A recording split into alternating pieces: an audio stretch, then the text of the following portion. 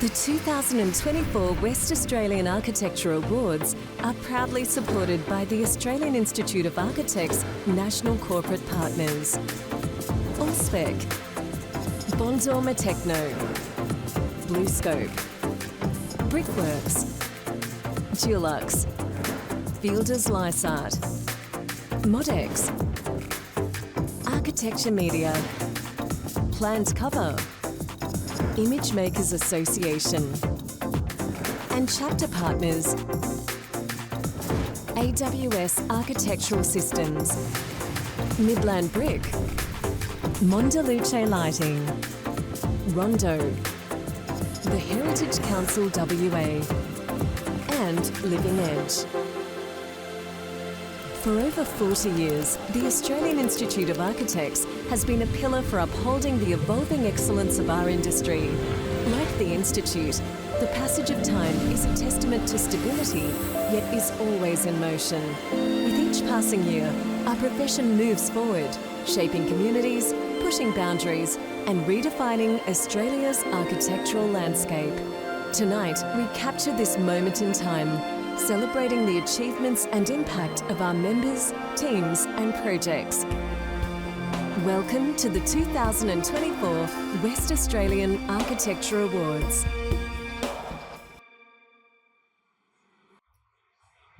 Kaya everyone, Kaya, and bonjour.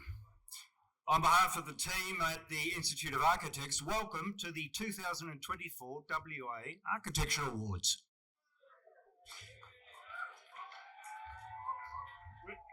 We're going to go again. Welcome to the 2024 WA Architecture Awards. All right, settle down. Come on, don't get carried away. So tonight we recognise and celebrate the incredible contribution our profession makes to the built form right across Western Australia. I'm Jonathan Spear, Executive Director, I can't even say my own title, of the WA chapter of the Institute of Architects. And it's my privilege to be your host this evening. Now, I'd like to acknowledge that we meet here tonight on unceded Whadjuk Noongar Boodja. It is a profound privilege to stand, work and play on country, and I'm honoured to welcome traditional custodian and Noongar elder, James Webb, to the stage to provide us with a welcome to country. Thank you, James.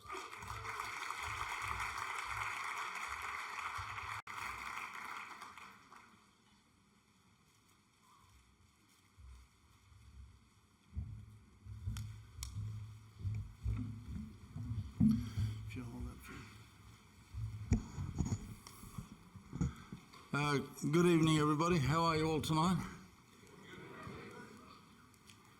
You sound really enthusiastic. Thanks to Jonathan, was it? Yeah, thanks, Jonathan, for that warm welcome. It's a pleasure. Thanks for inviting me here tonight, everybody. Welcome to country is really useful in we Noongars look at it as a way of, getting to know you and you getting to know us. So, Kaya Wanju, Nanmi Al Jurban,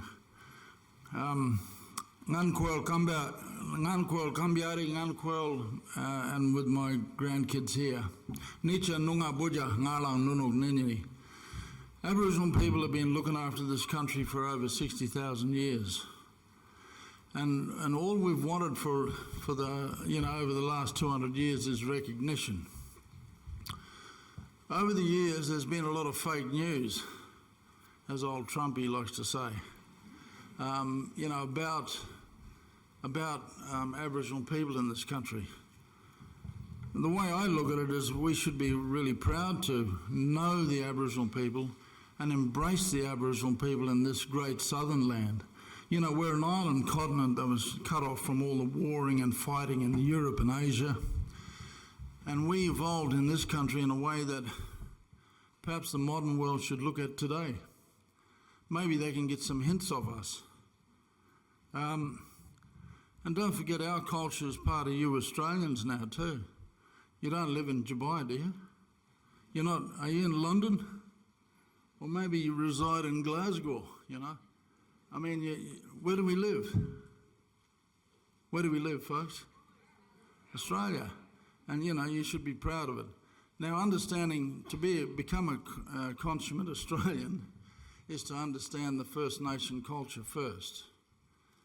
And some of the misunderstandings and the way people were very authoritative in their talk about my people was just unbelievable.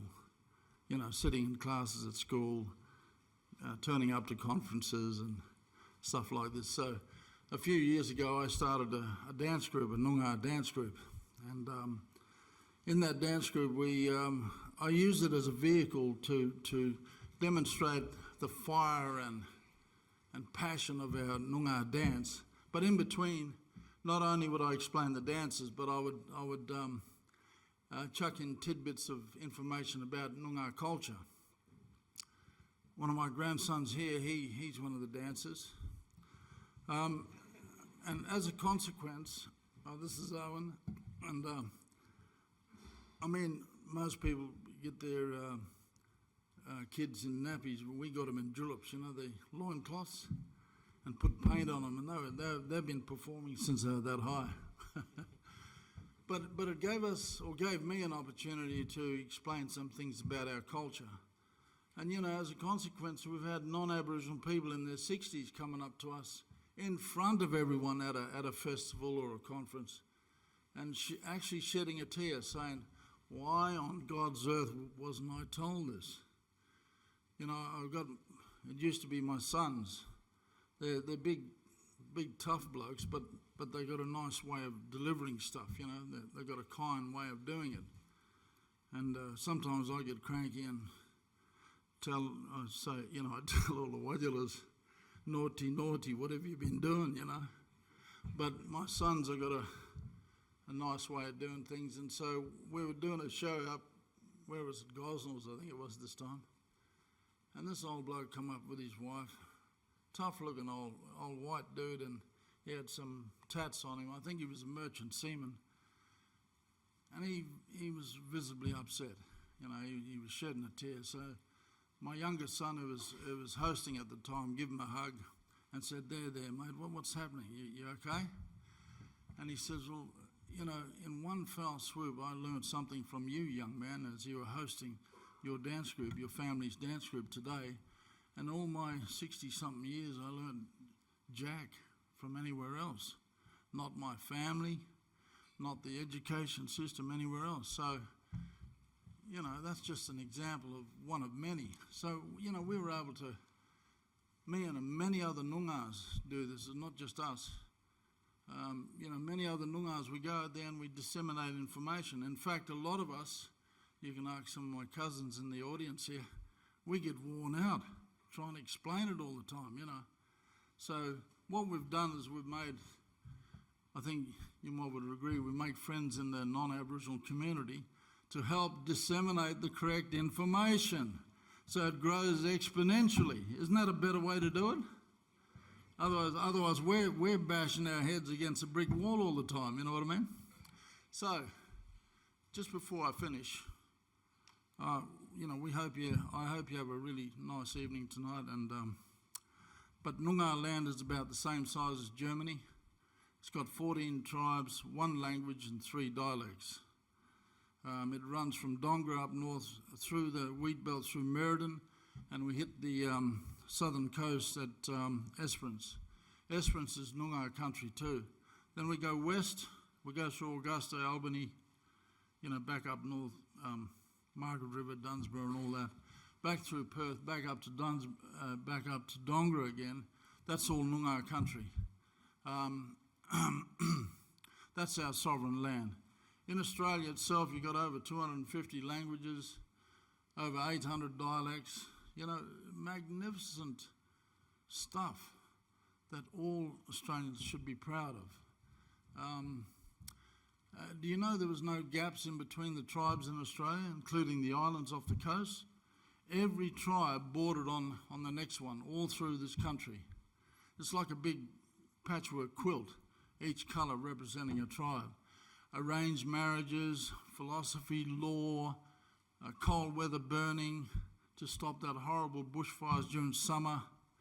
You know, a lot of practices in place that really, I mean, I can only just give you a little tidbit as I'm standing here tonight in front of you all, but amazing stuff. And you know the beauty, folks, is that a lot of Noongars, the other thing is, well, first of all, I'm going to lose my train of thought. First of all, a lot of Noongars put stuff on the internet. So instead of hassling me or someone else, look in the internet, because Noongars put a lot of stuff on language, spirituality, the thing about our culture. It's all there. So have a read. The other thing is, what was I going to say? I've forgotten the other thing now. Jeez. But as I say, all through Australia there were no wars. Did you know that? You know, here's some pertinent information. I'm sick and tired of people who haven't got a clue. They should. And you know, as parents, as grandparents, you've got a responsibility to tell the truth about our people. That way you make this country really strong, a good, strong foundation leading up to today. So there were no, there were no wars, because Aboriginal people used the 6 seasons to cover their particular territory, their particular tribe, like we're sitting on Whadjuk country here now, one of the 14. They would use that when the salads and the veggies were all in season, ready to go. You know, a flower might blossom in the hills. That means the salmon are running off the coast, all these indicators. So you didn't have to use animal husbandry. You didn't have to build fences and stuff like this, or grow gardens, because you followed the seasons. And all the other tribes, they assisted if there was any hassle, but there were no problems with wars about land. Everybody respected Mother Earth and respected the right for every tribe to live and flourish on their tribe. We didn't survive in this country, folks. We flourished. We loved it. We enjoyed this country. Nothing about survival in there at all. It was a pristine paradise. Now we have polluted air, polluted water, forests been cut down.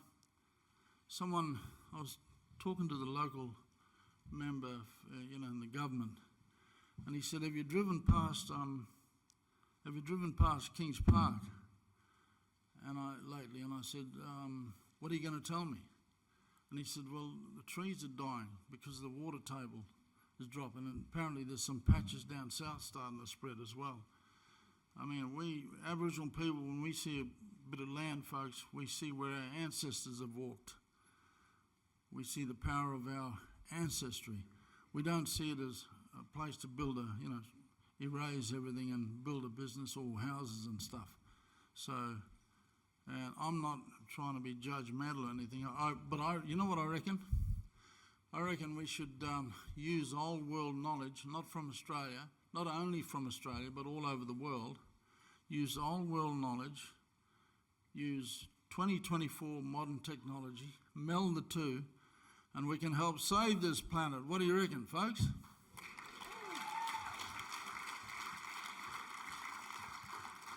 Now, I'm serious about that. I don't just say this to make myself look good. You know what I mean? We need to have our grandchildren enjoy planet Earth. Stuff worrying about Elon Musk and going to Mars and all this stuff. Just let's look after what we have. And the old world teachings will show us that. Everybody, thank you once again for inviting me up here. My name is Gambiari, or James. I hope you have a wonderful evening tonight, and I'll say Budawan, that means, yeah. Well, we want to pay our respects to our wise and gracious female elders and all of their family from this Whadjuk country. We'd also like to pay our respects to our wise and gracious male Noongar elders and all of their family from this same country. So I'll just end with I study a bit of classical, so I'll just put this in the key of A flat. Don't remember me by my dig plan, folks. I hope you were listening to my words. I'll just give you a little bit anyway, just for fun. And so I'll do a bit of Bach in the key of A flat. And I'll chuck in some antiquated crotchets. Just joking.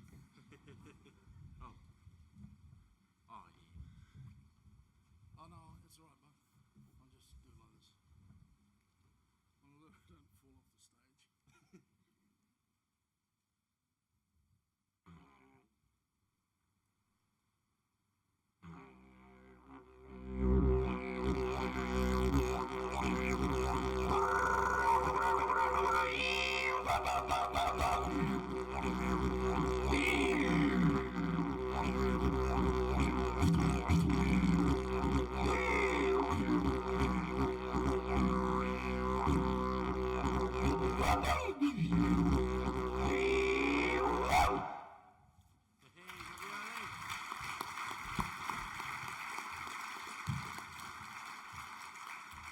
Thanks, everybody. My lips are a bit dry.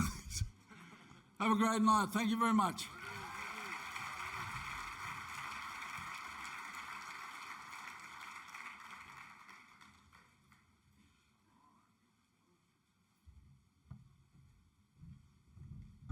Thank you, James, for that wonderful, warm welcome and the magnificent Bach as well. Very good. Now, one due must also be extended to our special guests here this evening, the Honourable John Kerry, Minister for Planning, Lands, Housing and Homelessness, the Honourable Sue Ellery, Minister for Finance, Commerce and Women's Interests, and our Government Architect, Emma Williamson. Welcome. Okay, some housekeeping, no smoking or vaping in the hotel, thanks. You walked past the bathrooms on your way in, and in the event of an emergency, please just follow the directions of the staff. Magnificent. I'm sure you're delighted to find some popcorn and water on your seats, courtesy of Adam Johnson-Kane and the Fielders team. Poor man's been baking all day. Please enjoy and just leave your recycling at your seats and we'll pick it up after. That's enough from me for now. Friends, please welcome to the stage our Chair of Juries, Greg Howlett.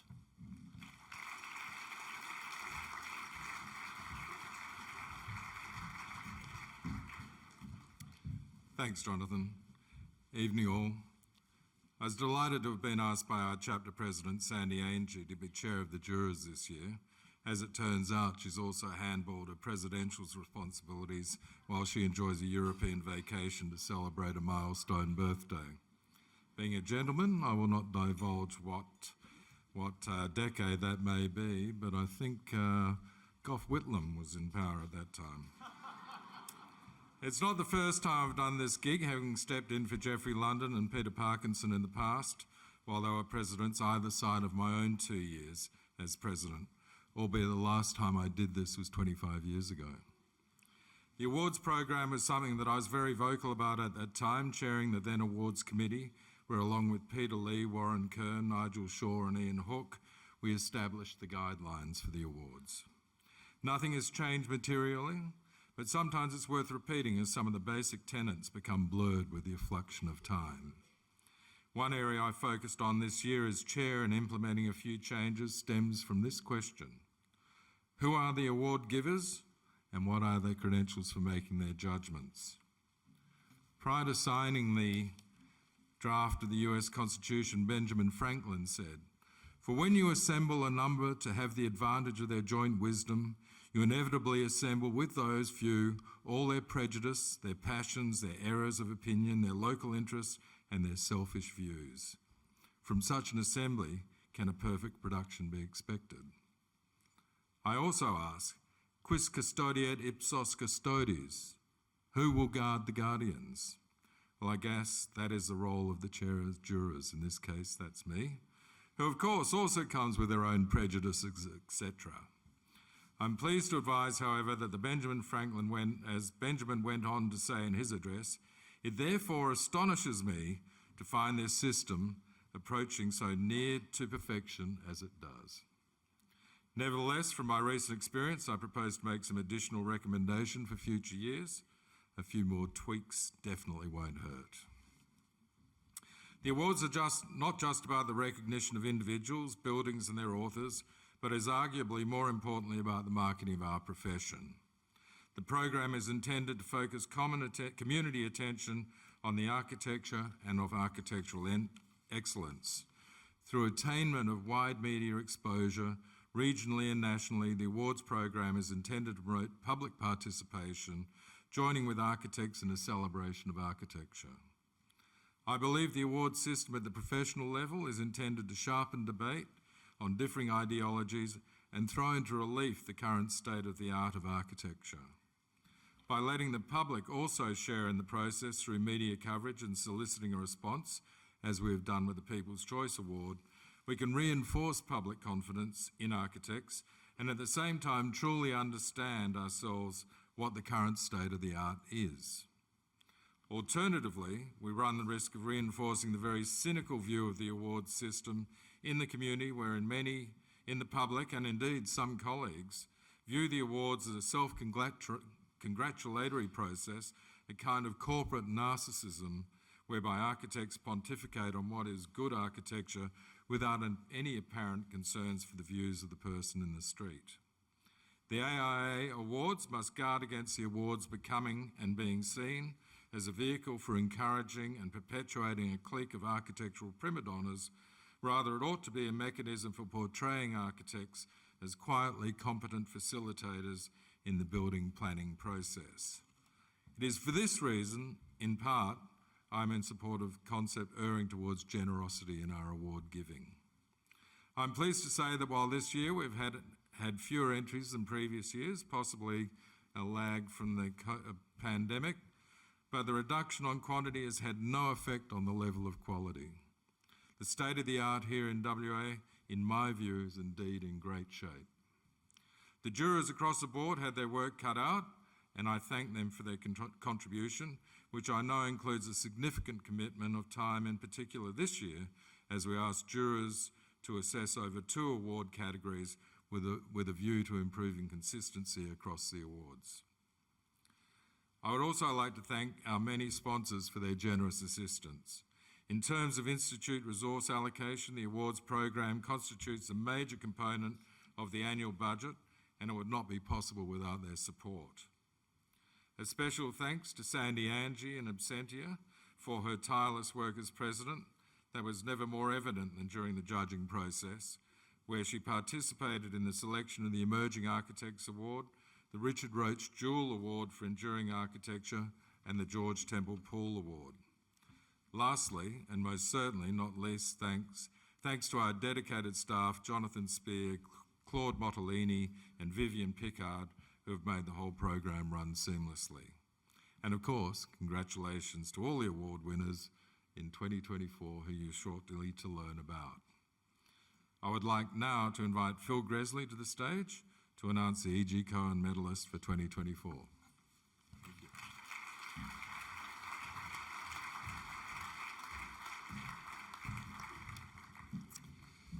Thanks, Greg, and thanks to you, James, and family for just such a wonderful welcome to this place. And certainly I'm honoured to be up here today on Whadjuk Noongar Boodja, and it's wonderful to be amongst friends and colleagues to celebrate some of our most inspiring and emerging talent with the awarding of the E.G. Cohen medals. This year actually marks the 100th anniversary of this prestigious award.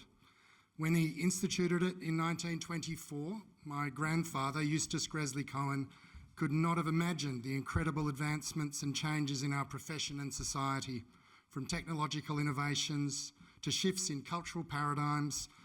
But some things endure, like selflessness, which is at the core of this award. More than ever, our future needs leaders who embody a spirit of connection and cohesion. We need individuals driven not by self-interest, but by a commitment to the community at large. When I review the list of past winners, I see individuals who continue to contribute significantly to both our profession and the broader community. They are role models, demonstrating how we can all take responsibility for something greater than ourselves.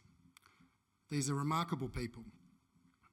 In today's divided world, it's crucial for our future leaders to seek connections rather than divisions and to foster a sense of hope.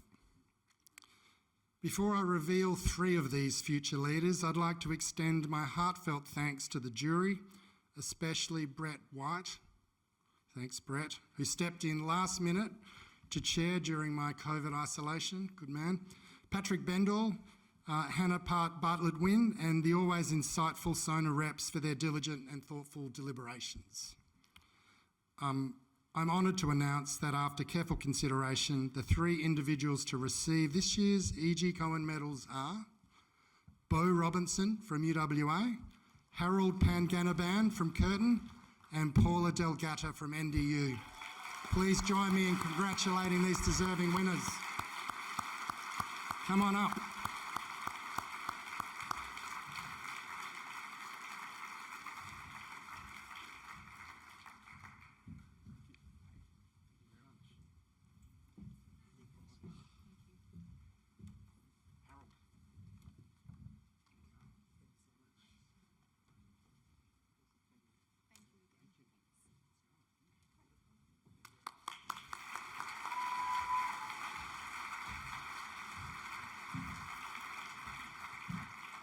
Congratulations, Bo, Harold and Paula, and thank you, Phil.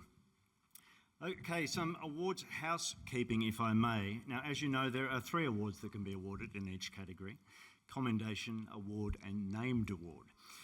Now, friends, I don't think any of us have ever walked away from an award ceremony thinking, gee, I wish that had gone on a little bit longer.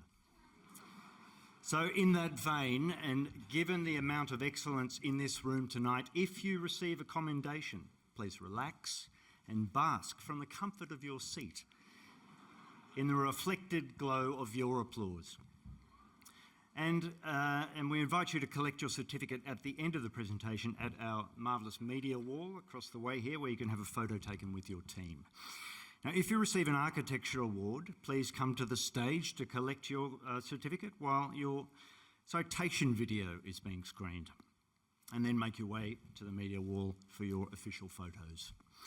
And of course, the highest award in each category is the Named Award, given to the work judged to be the most significant for the advancement of architecture in each category. If you receive a Named Award, please come to the stage. Let's use the front steps here, it might be easier. Collect your certificate while your citation video is being screened and say some well-chosen words, and then make your way to the media wall for your official photo. All good? Let's go. Please welcome Greg back to the stage to announce the Emerging Architect Prize.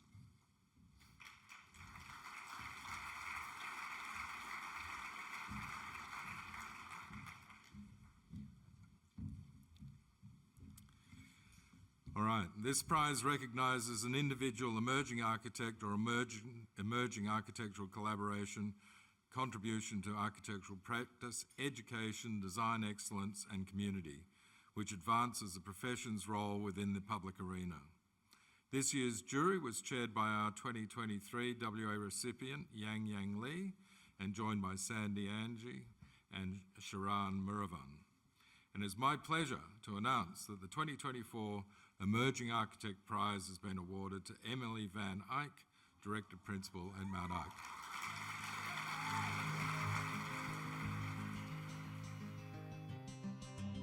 Emily is both an emerging practitioner operating Mount Eyck as well as a consistent educator at UWA.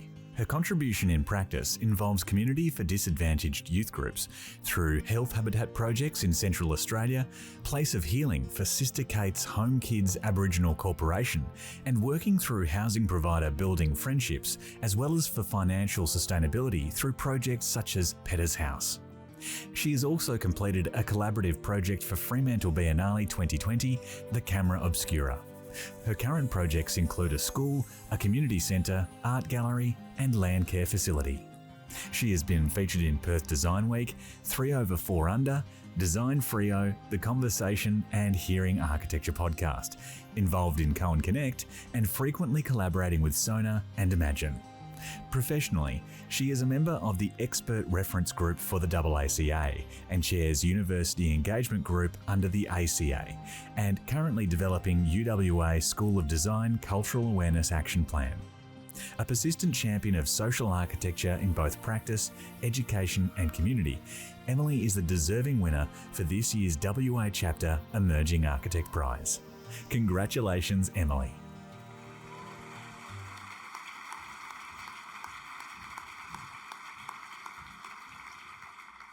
Thank you, everybody. I feel very emerging at the moment.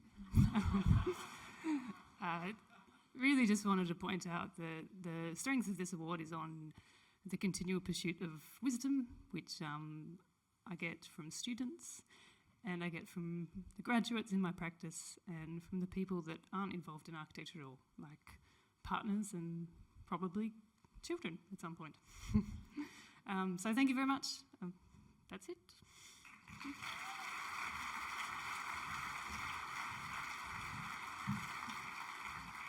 Thank you, Greg, and congratulations, Emily. Get that woman a chair immediately. Now, I'd now like to welcome to the stage Honourable John Kerry, Minister for Planning, Lands, Housing and Homelessness, to say a few words and then present the Residential Architecture, Houses, Alterations and Additions Award. Minister.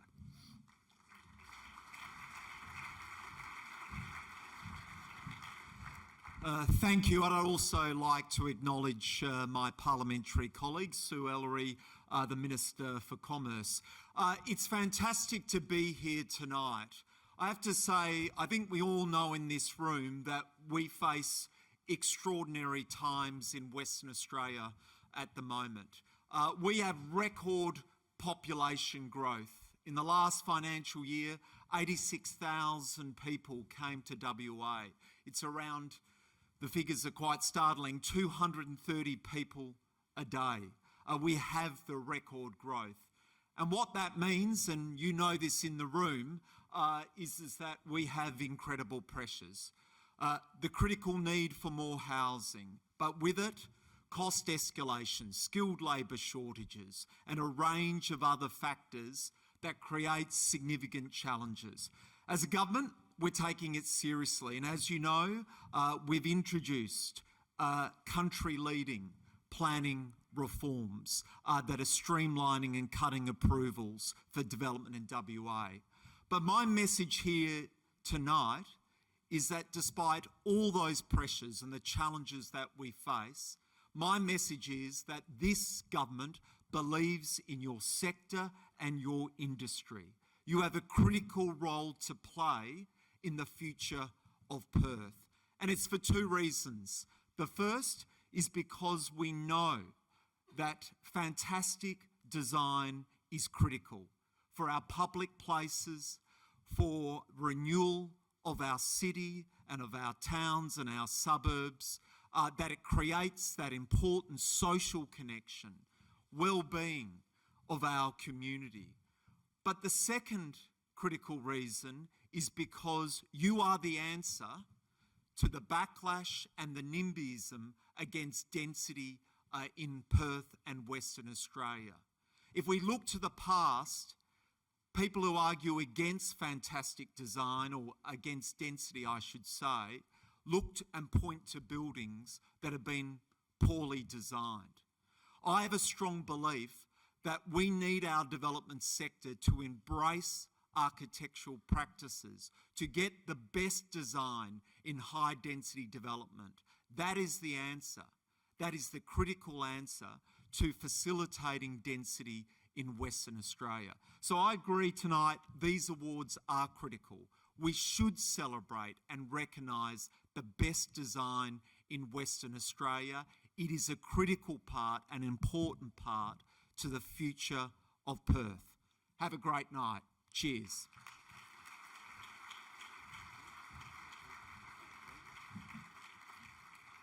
Thank you so much, Minister. Now, the nominees for Residential Architecture, Houses, Alterations and Additions are... Residential Architecture, Houses, Alterations and Additions. Burt Street. City Beach House. East Street. Hale Street. Six Chimney House. South Perth House. Treetop House. Timmich House. And White House. Commendations have been awarded to Timmich House, Mark Jevons, architect, and Ola Studio.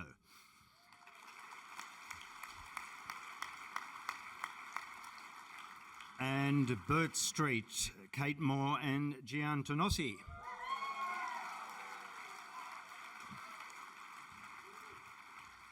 The award for residential architecture, houses, alterations and additions has been awarded to Six Chimney House, Vokes and Peters.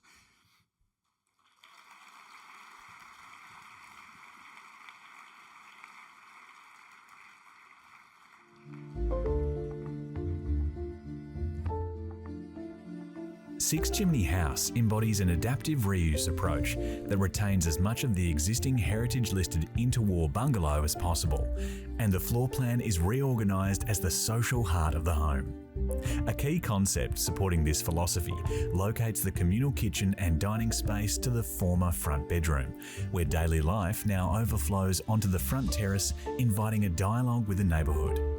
Partition walls have reimagined glassed vitrines to elevate domestic objects, whilst also allowing natural light and sightlines through the house. The facade of the new double-storey bedroom wing is punctured to offer a glimpse of the six chimneys that adorn the old terracotta rooftop. And the winner of the Peter Overman Award for Residential Architecture, Houses, Alterations and Additions is City Beach House by Mork Architecture.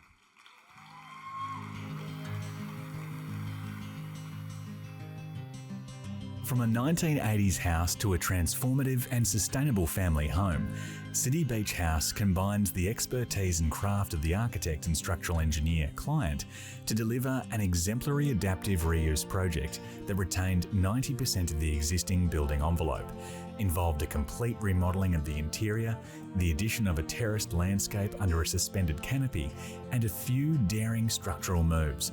Holistically, the result reimagines the aspirations and possibilities of this awards category. Mork's signature poetics and passive design ethos are consciously detailed and infused throughout the house, and the existing gardens are incorporated as a visual scene that wraps the building, dramatically revealed through large frameless openings in a choreographed journey. Raw and textured, the brick floors and lime render to the walls and ceiling create an enduring and monolithic canvas for the owners and their young family to personalise and curate their everyday activities. City Beach House is a robust and functional home that embodies warmth, clarity, beauty and purpose, ensuring every space is equally approachable and utilised. It is architecture that works for the family and for the environment, whilst also hosting a memory of the neighbourhood streetscape.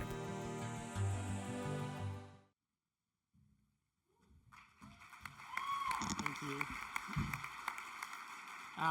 On behalf of all the team at Mork, thank you very much to the Institute and everyone involved.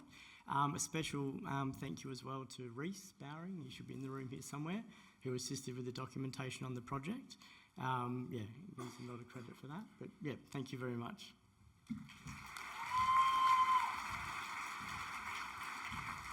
Congratulations, Mork, and thank you, Minister Carey. Now, please welcome to the stage, if you'd be so kind, Clive Bergamaschi from Midland Brick, sponsors of the Residential Architecture Houses New category, to present the certificates.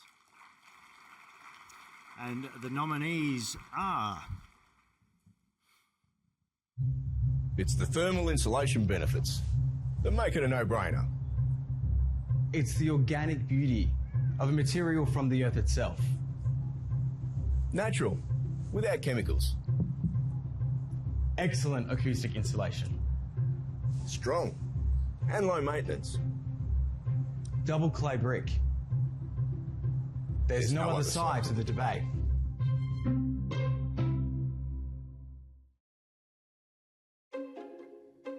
Residential Architecture Houses New. 27 Rule Street. House 214 Yallingup. Eopolo. Petter's House. Proclamation House, Shenton Park Residence, Van Wyck Residence, Vijaya Sakaran Residence, and W Residence. Here we go. A commendation has been awarded to E Apollo by Vitino Ash.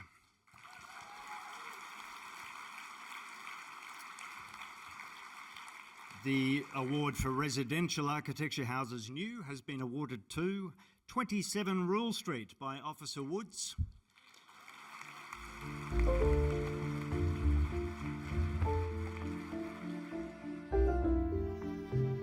Inspired by the upside-down beach house typology, 27 Rule Street purposefully engages with both the neighbourhood streetscape and the expansive view beyond.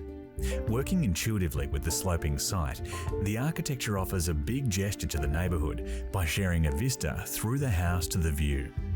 Although compact and deceptively simple, the floor plan features a fluidity and structure that balances social interactions with the community on the Verge side without compromising the privacy of its inhabitants.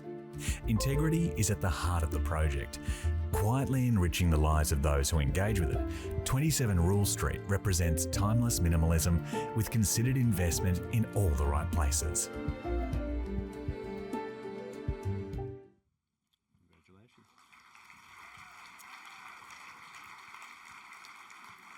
And the winner of the Marshall Clifton Award for Residential Architecture, Houses New, is Proclamation House by State of Kin.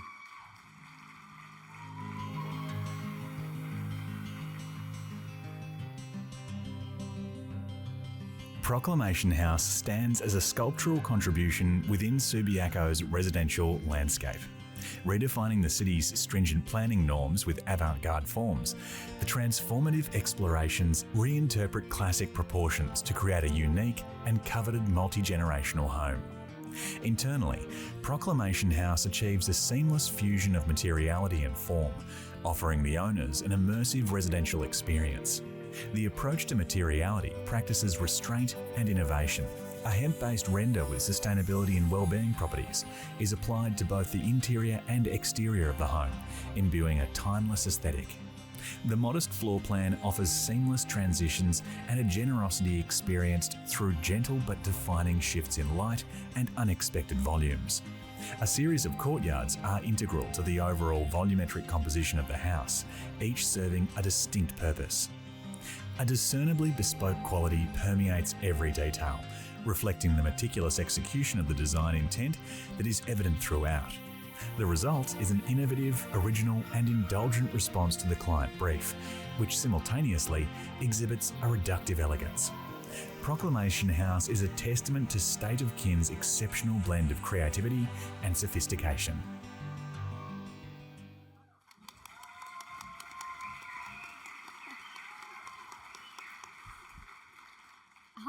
Thank you to the Institute and the judges. This is just incredible. To have all of our hard work validated just means the world. The State of Kin family work relentlessly and are so passionate about giving back to the built form and architecture, and this is just such a beautiful commendation, so thank you. And to all of our peers, I know how this is a tough gig. Keep going, we got this, and just keep striving. Thank you.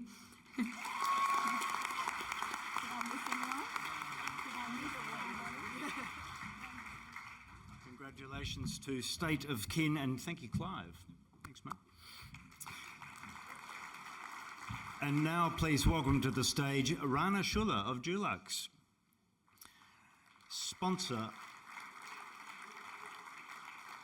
Dulux is the sponsor of the Residential Architecture Multiple Housing category, and she's going to present the certificates. Sensational. Here we go. And the nominees are...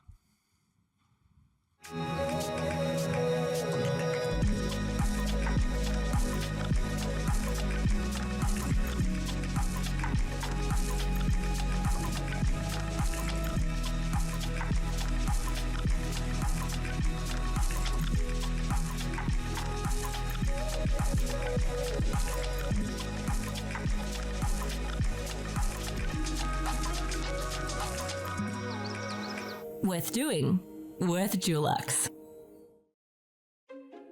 Residential architecture, multiple housing. Kuyu Close. East Metro Residential Facility. Hope Street Housing. Kiora. Noma Residences. Park Terraces. And Victoria House. A commendation has been awarded to Hope Street Housing by Officer Woods Architects and MDC Architects.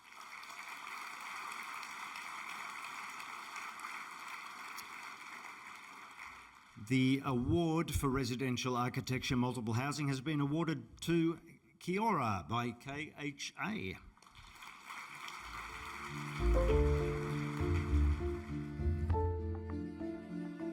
At Kiora, Kerry Hill Architects have crafted a space that instills a sense of safety for its residents and fosters a meaningful connection to the surrounding. A seamless interrogation of the new building with the front heritage house demonstrates a keen sensitivity to the site's historical context. Meticulous planning of each apartment ensures a sense of spaciousness, with a considered flow between rooms, specifically supporting the needs of its ageing residents. Light penetrates deep into each apartment. Spaces feel fresh and contemporary, a perfectly restrained canvas for the colourful life and personality of its residents. Thank you, KHA. And have you trashed the stage? It's all right. Carry on. Very good. And the winner of the Harold Krantz Award for Residential Architecture, Multiple Housing, is Victoria House by MJA Studio and Finespun and Place Laboratory with Palassus.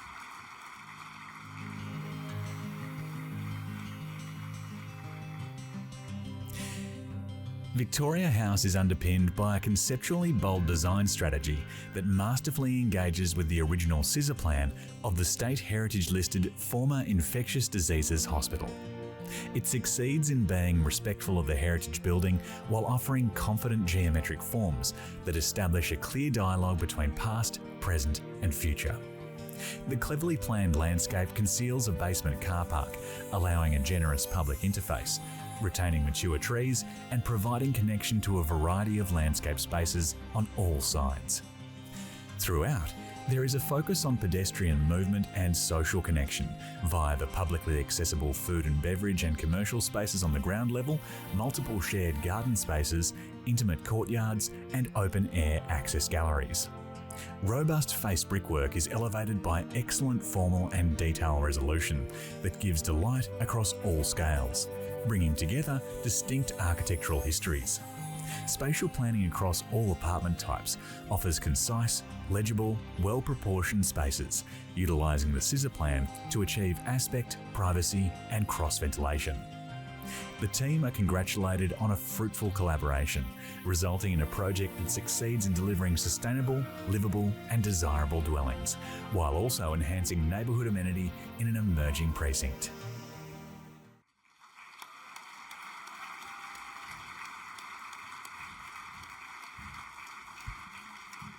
Thank you, everyone. Firstly, I'd just like to thank everybody in the design community who's reached out to us over the last month to provide support for us. We've had a pretty awful time, but the warm embrace of you all has been very well received by us, and it means a lot.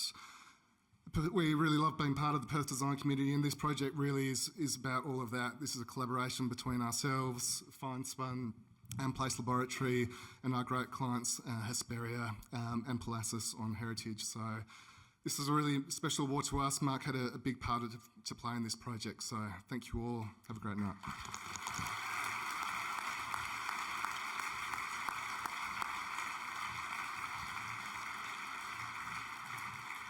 Congratulations to MJA Studio and Finespun and Place Laboratory with Palassus, and thank you, Rana. Now, for the Brian Kidd Enabling Architecture Prize, which promotes excellence in inclusive architecture and built environments that empower and enable the breadth of diversity within our communities. I'd like to welcome to the stage Tony Neck, Chair of the Institute's National Emerging Architecture Committee, Principal at Jacobs and Chair of this jury to award the prize. And our nominees are Enabling Architecture Prize, Baldivis District Sports Complex, East Metro Residential Facility, Hale Street Alterations and Additions, new accommodation for the WA State Parliament and Department of the Premier and Cabinet, 190, 1 The Esplanade, Spinifex Hill Project Space, and TL Robertson Library Refurbishment. commendations have been awarded to East Metro Residential Facility by White House,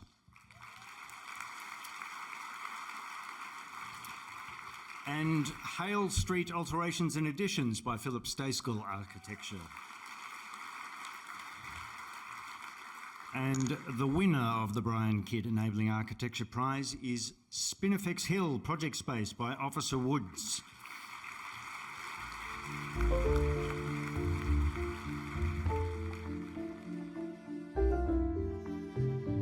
Spinifex Hill Project Space is an exemplary representation of a building based in empathy that empowers the end user. The subtle and intelligent design responds to the specific needs of the artists by respecting their culture, understanding how they produce artwork, maintaining kinship avoidance rules, and reinforcing a connection to country, whilst also creating a building that is adaptable to many purposes and protects artwork during extreme cyclonic weather events. Its considered design provides privacy for the artist to work, in addition to giving a professional stage equivalent to any urban setting to exhibit their work. The built form enables the artist's autonomy and provides opportunities for the transfer of culture, self-employment, education in the sale and exhibition of art, and enhanced self-esteem.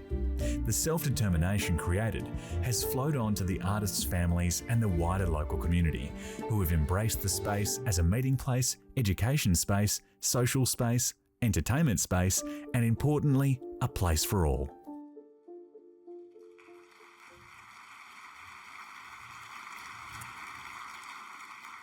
Thank you so much. This is has been a very special project for us, and we'd really like to thank the Gurriera people and Form Building a State of Creativity as our clients. I think the citation about the transfer of knowledge is really important to us all to always remember. Thank you.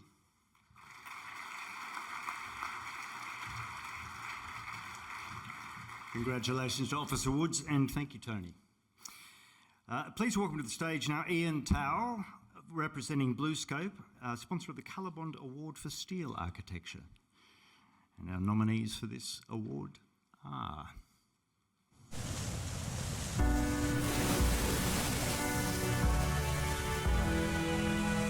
out on the patio we'd sit, and the humidity we'd breathe. We'd watch the lightning crack over cane fields, laugh and think, this is Australia. This is Australia. This is Australia. Colorbond, made by Australia. The Colorbond Award for Steel Architecture. Kuyu Close, Dwalingerup Suspension Bridge, Hale Street Alterations and Additions, Spinifex Hill Project Space, St Barbara Square Kalgoorlie Central Canopy, TL Robertson Library Refurbishment, and Vijaya Sakaran Residence. a commendation has been awarded to Dwalingerup Suspension Bridge by Idale Peterson Hook Architects, and Arup. And the Colorbond Award for Steel Architecture goes to, don't sit down you two, Spinifex Hill Project Space by Officer Woods.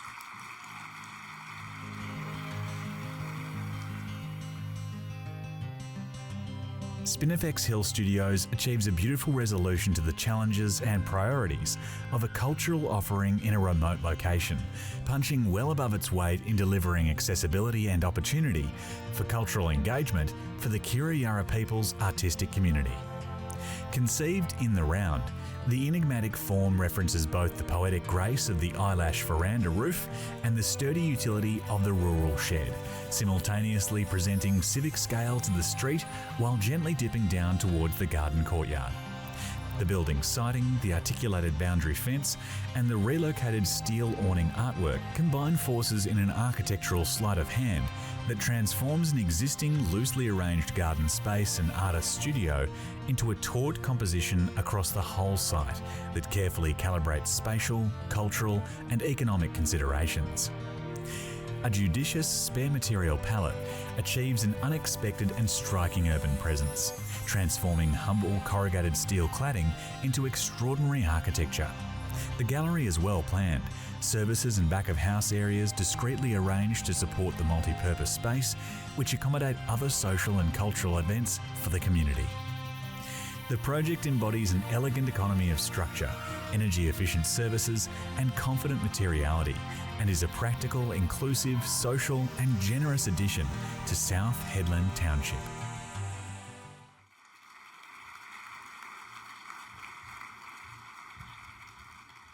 Thank you very much. This is a building that revels in its steelness. So thank you, Ian. And this time, I think it's really important to thank an amazing graduate architect that worked on this project, Bradley Millis, who did a wonderful job in helping us to design and deliver this building. Thank you.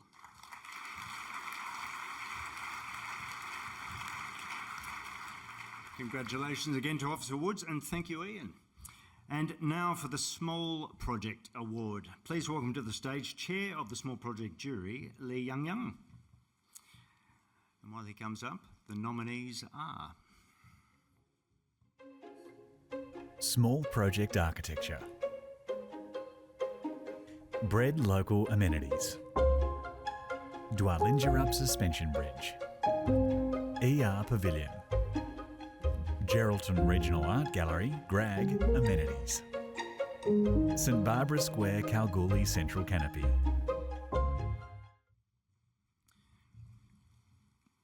A commendation has been awarded to ER Pavilion with Fatino Ash and Brendan Moore, Melissa Cameron, Syrinx and ICS Australia.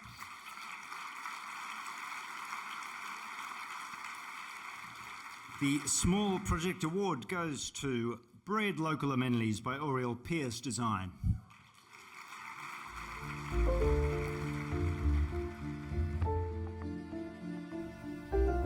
Bread Local Amenities is a beautiful small toilet block sitting amongst gum trees, built to support and improve the amenity of the growing Bread Local Bakery, which is located in Esperance.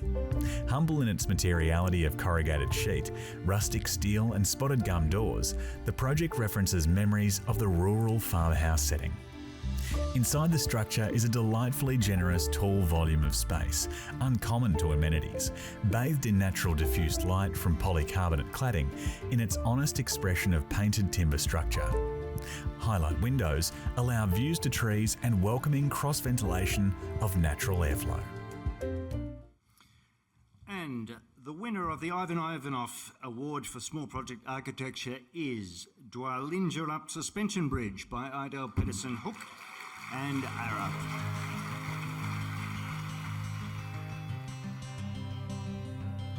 Dwalingerup Bridge has developed to be the local landmark in Dwellingup, crossing over the Murray River for the mountain bike trail upgrade project by the Department of Biodiversity, Conservation and Attractions, forming a part of the larger Munda Bindi Trail. Built out of uncoated weathering steel, the bridge tower appears as gate, whilst paradoxically blends itself with its natural setting of trees. The bridge is designed with minimal material and interruption to existing flora and fauna, and in respect of the river edge and site of cultural significance, and also balancing against robustness, fire and flood resistance. The repetition of steel stanchions echoes the rhythm of tree trunks of surrounding forest, and the almost invisible stainless steel rope mesh balustrade allows significant visibility across the bridge. Looking at, traversing and looking from the bridge allows a new visual and spatial experience to engage with the Murray River and its dynamic environment by cyclists and pedestrians with differing accessibility needs. This project exemplifies the outstanding contribution architecture can make to infrastructure, as well as in a natural and landscape setting such as that of a national park, improving the cultural value of the environment.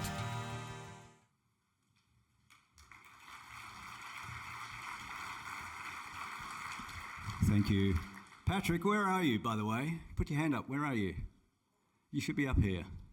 Get up here now. Come on. Thank you. Thank you. We did not expect this at all. Big thank you to BlueScope Steel. We've had a massive relationship with them. 23 years ago, we won our first Steel Award. And they've been a huge support of this profession for so long. Big thank you to Arup for welcoming the collaboration and really opening the arms to really embracing design, and DBCA, our client, who are really sophisticated and professional and really specialist client. They have knowledge that they can contribute to the project, which is so useful and so welcoming. Massive thank you. And yeah, really appreciate it.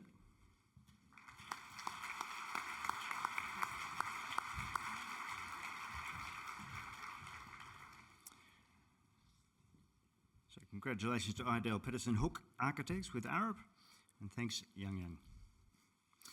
And now please welcome to the stage Kaylee Hyland of Rondo Building Services, sponsor of tonight's Commercial Architecture Award, and the nominations are... When specifying Rondo products, you have access to expert design advice from our own technical sales and professional engineers. Our team of engineers are all fully qualified and experienced in cold-formed steel design, as well as Australian and international standards. This includes seismic, acoustic and fire-rated design, external walls and soffit framing, walls and ceilings subject to internal pressures. Our website also provides specification templates, white papers and CAD files to download, or submit technical inquiries and register to CPD presentations. That's why we're behind the best buildings.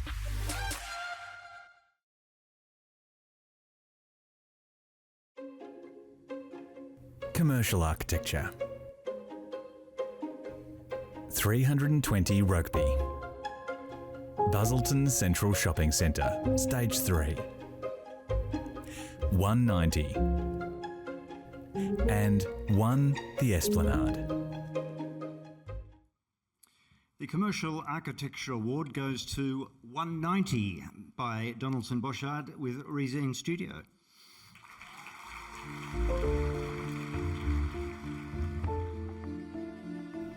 .190 is a clever project that deftly reorganises a 40-year-old building's front of house and back of house spaces to create a living laneway which facilitates a critical north-south link through a city block whilst encouraging foot traffic past new commercial tenancies. The key move of replacing a defunct Port Cochere with a lush north-facing courtyard and hospitality tenancy brings welcome relief and activation to the laneway, and the counter move of bringing retail to St George's Terrace heralds a potential new beginning for our city's primary commercial street.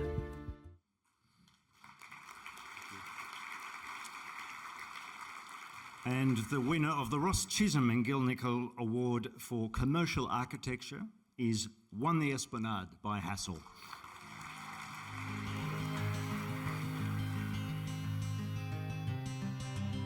One The Esplanade is a fine addition to the Perth CBD and one that confidently embraces a prominent corner of the evolving Elizabeth Quay precinct. The building's contribution through its architecture can be experienced both at a city scale when viewed in the round and intimately at pedestrian scale. Its tapering form in elevation and plan is both elegant and generous at these contrasting scales. From first principles, this building makes clear sense. At ground level, the plan bends to accommodate a substantial Moreton Bay fig tree to the east, under which new public space is created. This shape is reciprocated on the west, and these forms help funnel pedestrians into lobbies, restaurants, and commercial functions. The tower's side core configuration limits undesirable northern light to the efficient 2,000 square metre floor plates, whilst prioritising access to views of the adjacent river and parkland. The most impressive parts of this project, though, are its commitment to the integration of Whadjuk Noongar cultural stories and its commitment to sustainability, both of which set new standards for commercial buildings in Perth. Projects such as One the Esplanade take considerable perseverance, dedication and care from the design team to achieve exemplary outcomes. The architects deserve to be congratulated on the commercial success of this excellent building.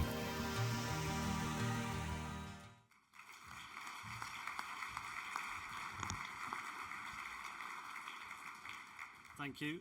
This has been a culmination of 12 years for Hassell on this project. This is a small part of our team, but I think I'd just like to say thank you very much to our client, Brookfield, our builder, Multiplex, but importantly, Barry and Carol, our cultural partners on this project. That was actually ingrained the whole fundamental design of this project. So thank you very much.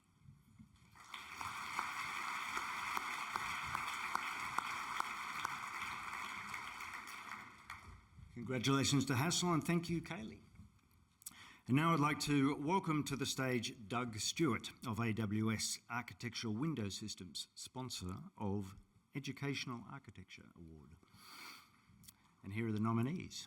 AWS strives to be at the forefront of innovation with window and door systems that provide flexibility, energy efficiency, comfort, and the ability to maximise natural light.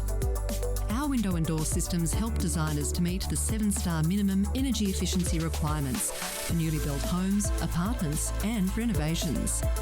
With an extensive range for residential and commercial projects, designed, tested, and made right here in Australia, our products are available through 200 licensed fabricators nationwide. Contact us today to find the right solution for your project.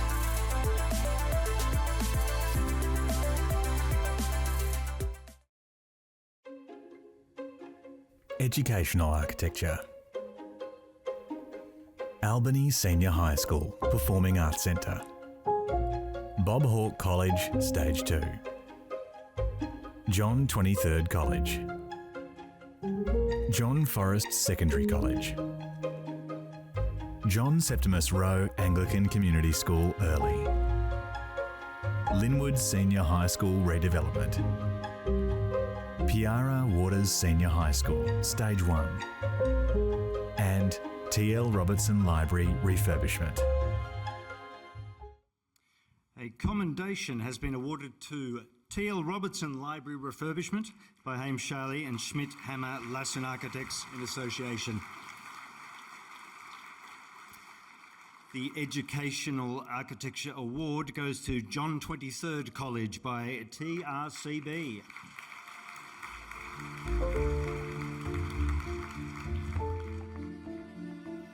John 23rd College, JTC, has been a cornerstone of educational merit since its inception in the late 1970s. Whilst architect Tony Brand's original design, steeped in tradition, laid the groundwork for its enduring architectural form and material palette, TRCB has played a pivotal role in shaping its evolution. The elegant tensile truss and large open academic collaboration space presents as a modern approach to educational workplace design, with open terraces and glazing, promoting campus transparency and inclusion. Natural ventilation and strategic screening promote sustainability and comfort. Enhancements to the library and classroom blocks foster collaborative learning, with operable walls facilitating flexible use. Specialist contributions, including vibrant murals and sculptures, enrich the campus narrative.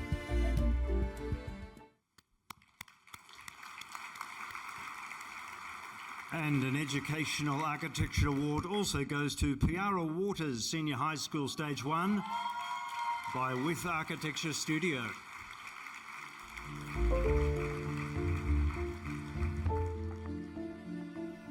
Piara Waters Senior High School Stage 1 embodies a forward-thinking architectural approach within a burgeoning suburban setting.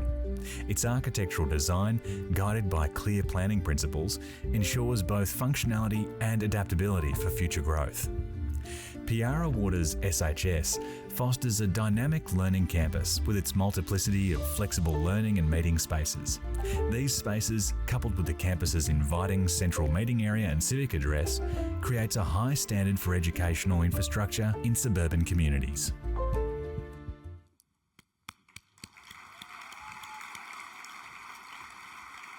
And the Hilson Beasley Award for Educational Architecture goes to Bob Hawke College, Stage 2 by Hassel.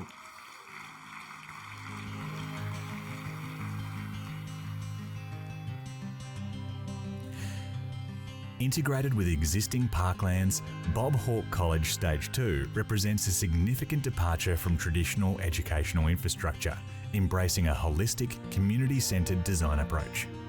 Through integration of functionality and a deep understanding of the local context, it establishes an environment that transcends learning, fostering social interaction and authentic community integration.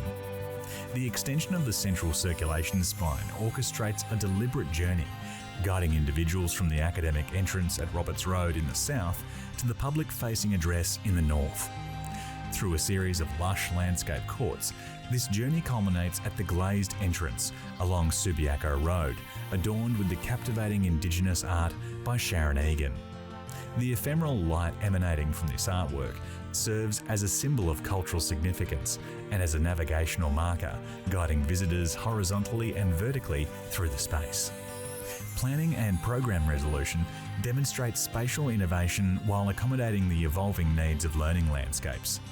Flexible spaces are interwoven with traditional teaching areas, fostering collaboration, creativity, and generating an immersive experience in nature. Addressing built and cultural challenges, the design prioritises landscape preservation, enhances the student experience, and ensures adaptability, resulting in thriving learning environments that evolve with the community's needs.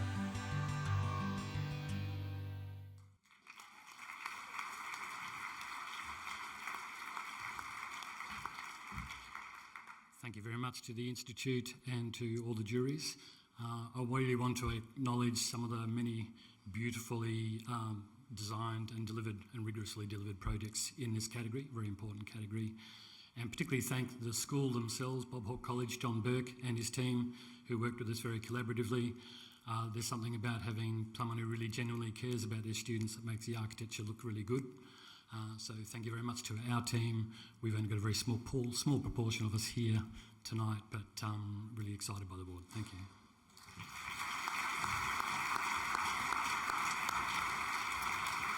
Congratulations, Hassel, and thank you, Doug. Now we have the Imagine Project Award, proudly sponsored by Alspec, and I'd like to welcome to the stage the sponsor representative, Craig Elliott from Alspec, to present the certificate. Now, a bit about this one. The Imagine Project Award recognises a project of merit whereby members of the Imagine demographic have made a substantial contribution to the project. The award is a combined celebration of a built outcome and the contributions made by members of the Imagine demographic in the areas of leadership, collaboration, expertise and quality of architecture. And the nominees are...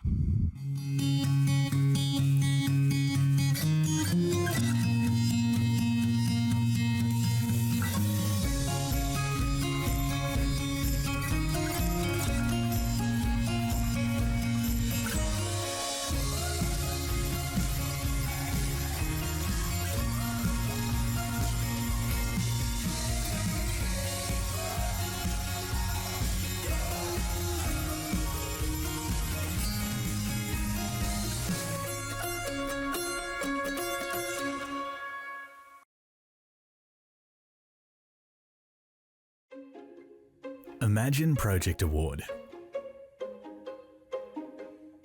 Hope Street Housing. Noma Residences. Petters House. St Barbara Square Kalgoorlie Central Canopy. TL Robertson Library Refurbishment. Van Wyck Residence. and White House. And the winner of the Imagine Project Award is Van Wyck Residence by Clopper Davis Architects.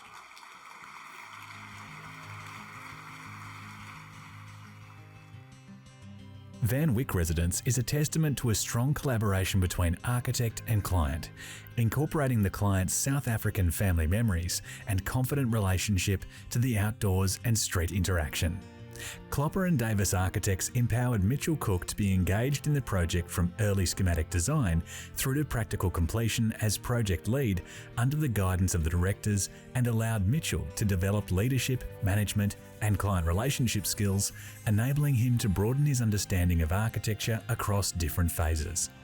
The project commenced in 2018, with Mitchell initially involved as a graduate, working closely with the client and city planning staff to craft a site-responsive design, whilst also meeting client requirements and gaining enough experience throughout the construction documentation and contract administration phase to attain architectural registration. With this project, he established BIM documentation workflows for the practice to be followed on by other staff, as well as leading site visits with the client and builder to resolve construction issues. Van Wyck Residence is an excellent example of the benefits of practice empowering a member of the Imagine demographic to meaningfully contribute to the project and practice throughout all stages of the architectural process.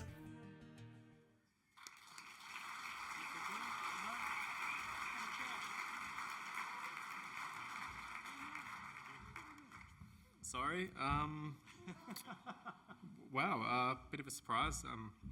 Thanks to the Institute, thanks to Clopper and Davis from currently working at, thanks to past employees, Hillam colleagues, clients, Matt and Carol. Just a really fun project that, yeah, a lot of ups and downs and a lot of learnings, but really, really fun. So thank you guys, appreciate it.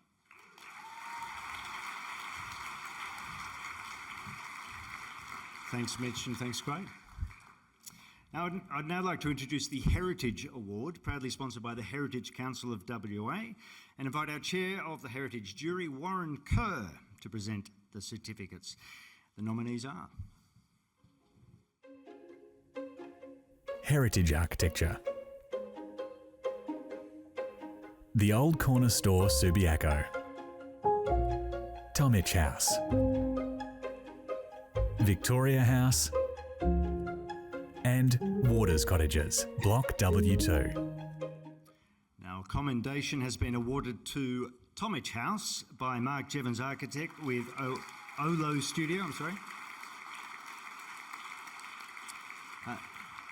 The Heritage Architecture Award goes to Waters Cottage, Block W2, Fremantle by Matthew Crawford Architects.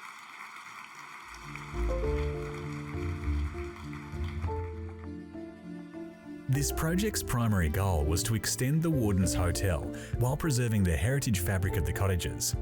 The incorporation of an external elevated walkway and a new service structure exemplifies the delicate balance between modern functionality and historical preservation. Mindful of the heritage value, all new structures have been meticulously placed to minimise impact. The selection of materials and construction methods sourced from the local Fremantle area has further integrated the new elements into the urban fabric.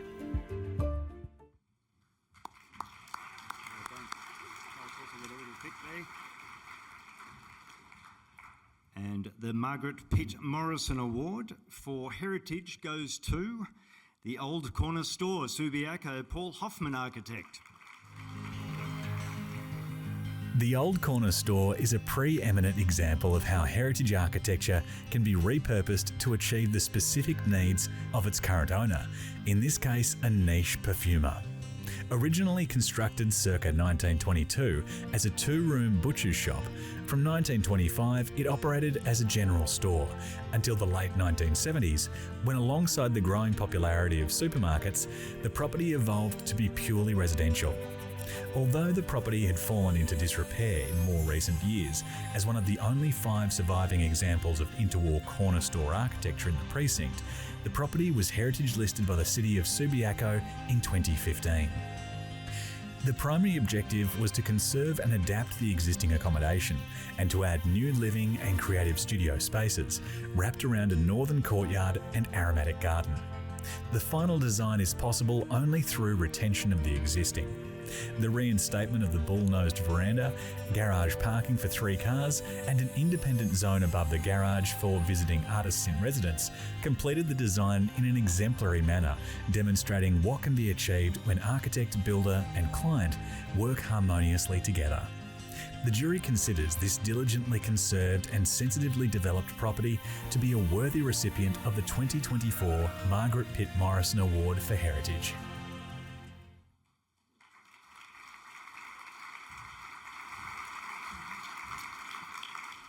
Thank you to the jury. I'd just like to acknowledge my team in my office, Larissa, Trevor and Pia that worked on this job, an extraordinary builder and an even more extraordinary client that saw this through. Thank you.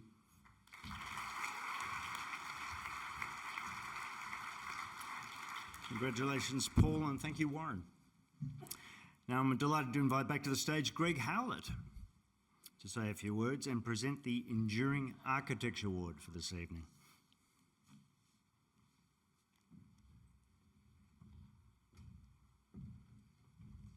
I think this is the last you'll see of me tonight, so probably this is a bit of a captain's pick, actually, the Enduring Architecture Award, and Sandy and I were in agreement that it's probably long overdue. I think with the Enduring Architecture, there's a lot to catch up on. We haven't been giving the award as regular as it should have been, and the one that we're going to acknowledge tonight is long overdue.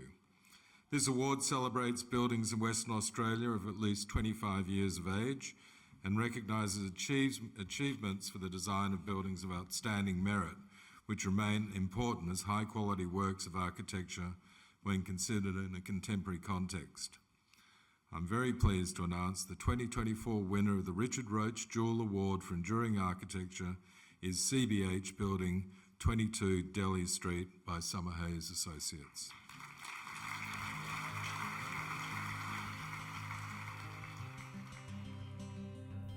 The former CBH building in West Perth is a fine piece of architecture which received national recognition for the architects, Summerhays and Associates, when completed in 1968, receiving the RAIA Bronze Medal. The 6-storey building has full-height floor-to-floor glass walls to the north and south, bookended by solid off-form concrete walls to the east and west. The glass walls are tinted and double-glazed, with an opening sash to enable access to assist with facade maintenance. Built in the tradition of Le Corbusier's great works, with freestanding precast concrete brise-soleil screens, the north screen is subtly different to that on the south to acknowledge the different sun angles. The northern louvers are turned down to protect the sun from the summer sun penetration, while that on the south is turned up to maximise light and outlook to the Harold Bowes Gardens opposite. The building's planning and approach to passive solar design principles was not only advanced for its time, but could be an exemplar for consideration by young architects today.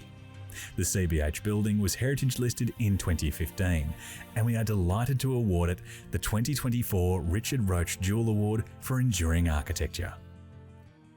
Now, please welcome to the stage to accept this award one of the original designers of the CBH building, Colin Moore. The daughters of Daryl Way, Misha and Siobhan, and John Uiflen from Black Oak Capital. Unfortunately, Jeffrey Summerhays' daughter, Andrina Treadgold, sends her apologies. She's stuck in the ACT. It's unfortunate.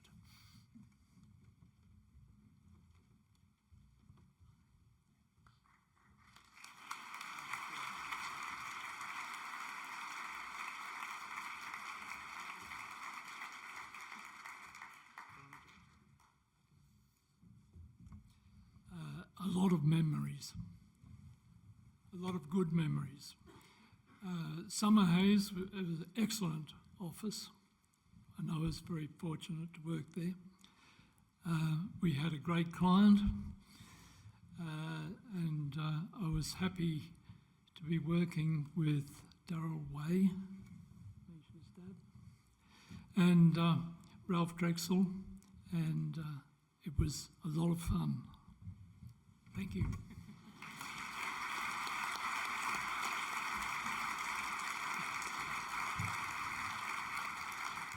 a very worthy addition to Perth's enduring architectural built form. And now I'd like to introduce the Interior Architecture Award. Greg, where are you going? Are you going for a photo? Okay, very good. Oh, he's coming back. Here's Greg. And the nominees are Interior Architecture,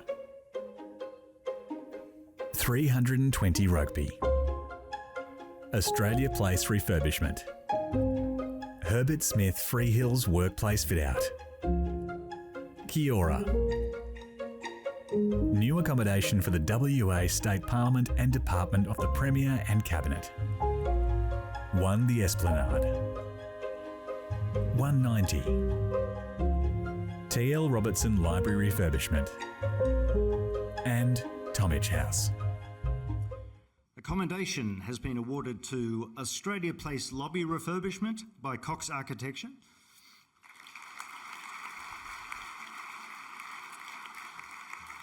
The Interior Architecture Award goes to 190 by Donaldson Bouchard with Rosen Studio.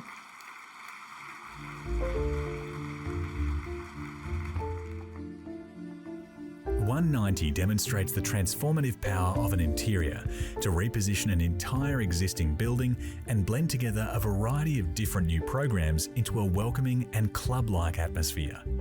A series of successful interior devices have been utilised to manage the length and height of the space. The selection of Western Australian granite and celebration of marble from the Pilbara are prominent elements of the interior space. 190 is a cohesive example of a human-centred design approach to a corporate lobby experience which considers the use of the space for short or prolonged periods by both worker and visitor.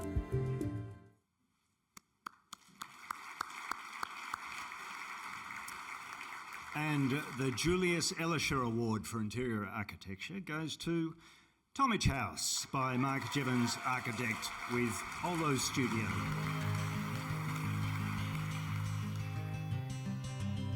A commission to restore and reimagine the interiors of a project such as the Tomich House by Ivan Ivanov comes with a huge responsibility to the legacy of architecture in this state.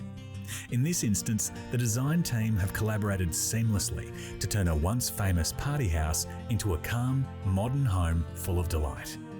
The Interior Commission involved careful replanning and sense-making of an at times awkward and wildly organic floor plan, the insertion of new joinery items to make oddly shaped rooms functional, the creation of interior devices that cleverly disguise and integrate services, as well as selection of loose furniture and art. It is clear that the in-depth heritage research undertaken by the design team has helped them right the wrongs created when a 3-year extension was added in 1986 without the involvement of Ivanov's studio. Interior spaces which for a long period had become landlocked are now light-filled through a considered reprogramming, and previously uncomfortable access between multiple floors has been made convenient. The most pleasing result of the interiors is how the design team resisted the potential urge for these spaces to compete with the flamboyant exterior built form. Instead, they play a complementary and respectful counter-role of mediation.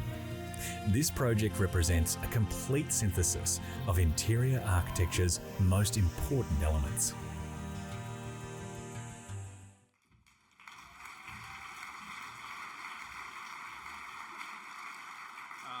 Thanks everyone. It's been a great honour to work on a Ivanov house, especially one with such a rich architectural and cultural history. I'd like to thank the client. Sometimes working with your brother has positives and negatives, and most of the positives are in his favour. I'd like to thank Jen Lowe, who worked collaboratively right from the start. Joel and Ian at C Design, Assemble Building Company, who were amazing in this project with their attention to detail. But finally also to the previous owner, Liz Davenport, who rejected a very substantial land value offer on the house prior to its heritage listing because she wanted it to be in the hands of someone who would take care of it. So thanks very much. Cheers.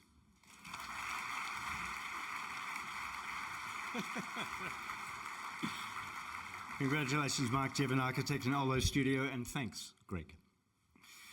Now we bring you the Mondolucci Lighting Award, proudly sponsored by Mondolucci. Now, cast your minds back 25 years. Britney Spears ruled the airwaves. E.G. Cohen medalists were in nappies. And a young man had a dream. That young man is Jerry DeWind, Managing Director of Mondolucci, who this year has sponsored the WA chapter for 25 consecutive years. Please welcome Jerry to the stage while we see the nominees.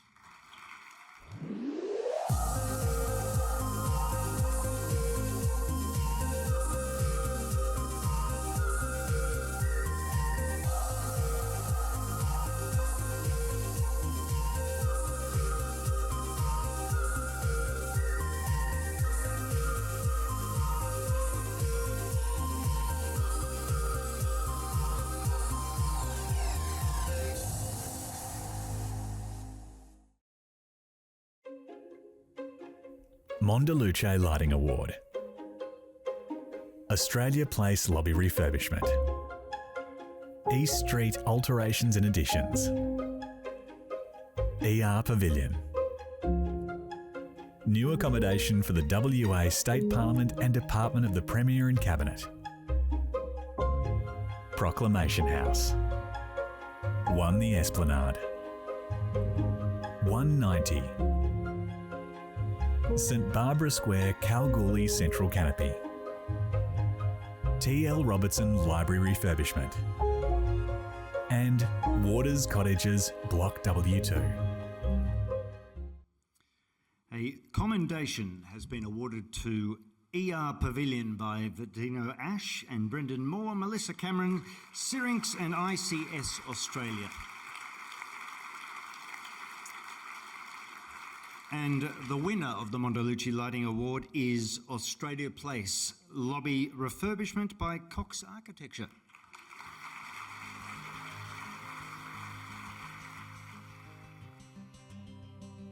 Australia Place Lobby Refurbishment uses applied lighting as the essence of the concept for this augmentation of a tired 1980s foyer into a layered understanding of scale, light and materiality. Giving much needed presence to the street, this urban room has been enlivened through a careful application of materials and sophisticated detailing of lighting. Lighting scales and space, creating a datum which lowers perspective and affords a comfort at the base of the levels of the volume. Rhythmic lighting elements and deep contrast frame the beautiful stained glass composition. The materials and lighting selections work in unison to softly fold the light away, offering guests an intimacy and richness in small pockets within a greater space. The central warmth irradiates to the external canopy and extends towards and engages with the street. A refurbishment that moves away from the bright and the nauseating towards the sensory and the calm, in which shadows are as important as the light itself.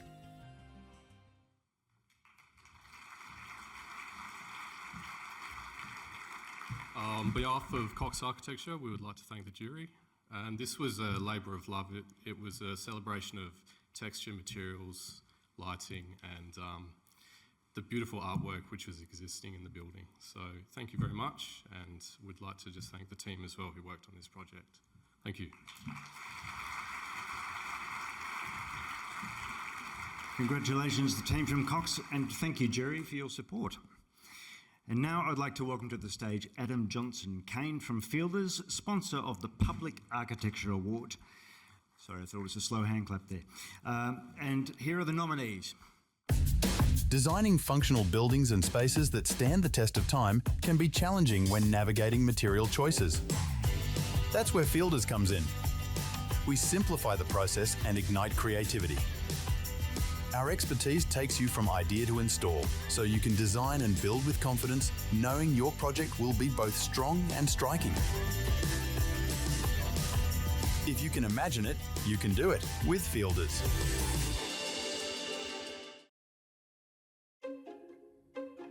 Public Architecture. Baldivis District Sports Complex. New accommodation for the WA State Parliament and Department of the Premier and Cabinet. Ravensthorpe Cultural Precinct. Sam Kerr Football Centre.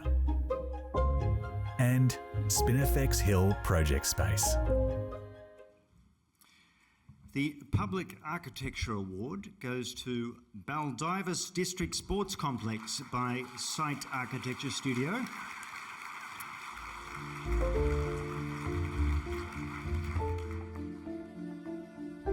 The Baldivis District Sports Complex creates a connectivity between interior and exterior, rarely encountered in such facilities. The main sports hall allows continual views to existing mature trees and sky, while allowing visitors to visually participate in the on-court activities while being safely protected by surrounding mesh.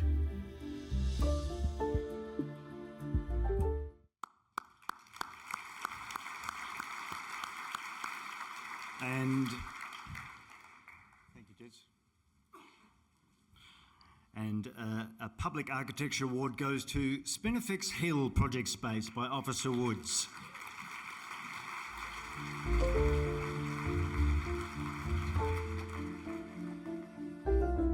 The Spinifex Hill Project Space provides a much-needed space to professionally exhibit the works of Aboriginal artists while creating flexibility to support local programs and events.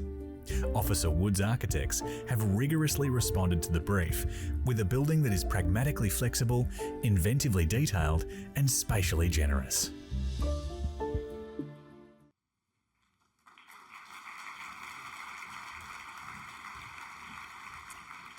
And the Geoffrey Howlett Award for Public Architecture goes to Ravensthorpe Cultural Precinct by Peter Hobbs with Advanced Timber Concepts and Intensive Fields. The Ravensthorpe Cultural Precinct creates a generous, engaging and thoughtfully resolved sequence of public spaces. The building performs the role of a new heart to the town that is inclusive and invites residents, visitors and tourists to participate in passive and active recreation. It forms a new meeting place to support both informal and formal activities while supporting people of all ages and ability. There is rigour and restraint in the exploration of the use of timber, finding economical and pragmatic solutions in the structural solution, but there is also delight in the atmospheric quality that results from this material exploration. Spaces are carefully entwined between interior and exterior, bound by illuminated and variously proportioned veranda spaces. A long street-facing veranda creates a welcome point to the facility while completing a historic pattern of street frontage. Public facilities are placed to support adjacent park activities and tourists visiting to rest and recharge. The building's form bridges disparate buildings of country sheds and historic town-based structures. An outdoor and partially covered auditorium and performance space is strategically embedded into the design, allowing informal use on a day-to-day basis between formal events. This is a building that is rigorously public, quietly confident, and a proudly embraced asset to the community.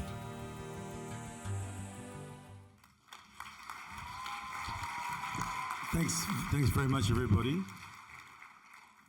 Unaccustomed as I am to making speeches, this is absolutely fucking fantastic. Thank you, everybody, being here. I think this project really has been fun for us because of the collaboration between the practices of Patrick, who's undoubtedly the state, if not Australia's expert on timber construction, an incredible young architect, Dan, who just brings a kind of a whole design sensibility and technical facility with computers to bear, and then to the rest of the team. So thanks very much. And before I do that, though, I do need to acknowledge Natalie Bell, who's undoubtedly the best project manager in Western Australia, because she actually does work. Thanks very much, everybody.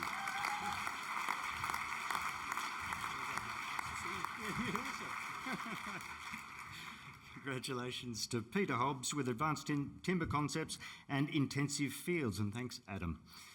And now I'd like to welcome to the stage Lauren Gould from Living Edge, sponsor of tonight's Sustainable Architecture Award. And here are the nominees. Sustainable Architecture. Albany Senior High School Performing Arts Centre. Bob Hawke College Stage 2. Kuyu Close. E Street Alterations and Additions, ER Pavilion, Hale Street Alterations and Additions, Hope Street Housing, Eapolo, Noma Residences, 1 The Esplanade, Park Terraces, Ravensthorpe Cultural Precinct, and TL Robertson Library Refurbishment. A commendation has been awarded to Hope Street Housing by Officer Woods Architects and MDC Architects. The Sustainable Architecture Award goes to ER Pavilion by Vitino Ash and Brendan Moore, Melissa Cameron, Syrinx and ICS Australia.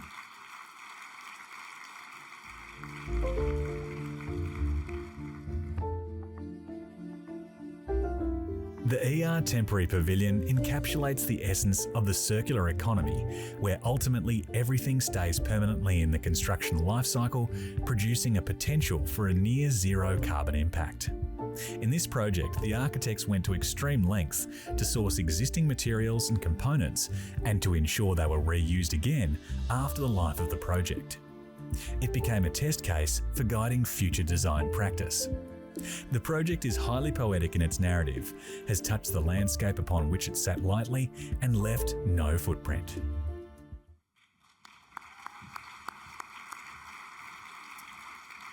And a Sustainable Architecture Award goes to TL Robinson Library Refurbishment by Haim Sharley and Schmidt Hammer Lassen Architects in Association.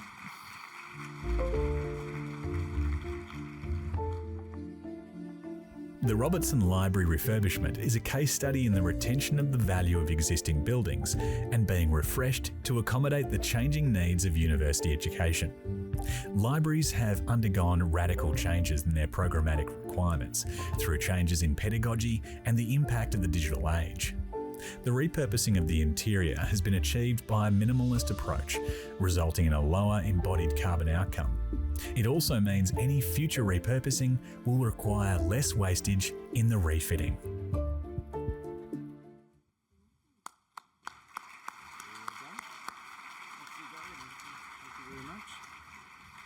And the Wallace Grenham Award for Sustainable Architecture goes to Ravensthorpe Cultural Precinct by Peter Hobbs with Advanced Timber Concepts and Intensive Fields.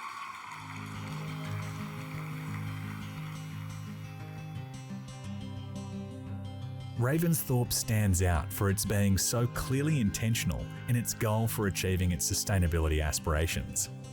It is particularly notable for the design pathway the architects employed to achieve these goals. The disciplined application of analytical tools, such as a bespoke computational modelling platform, provided for an iterative sequencing of the design and construction options. This has resulted in minimising the volume of the timber in the structure, envelope and cladding. The dematerialisation has therefore not only minimised the quantity of the material, but also the total embodied carbon and the cost.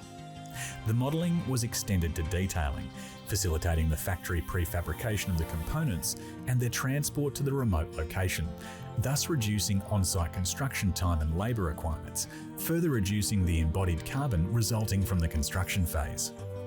The building does more with less, and much of the success occurs between the volumes. A community performance space within the courtyard with the addition of a stage, a covered flexible space used for markets and community events beneath an open roof connecting different elements.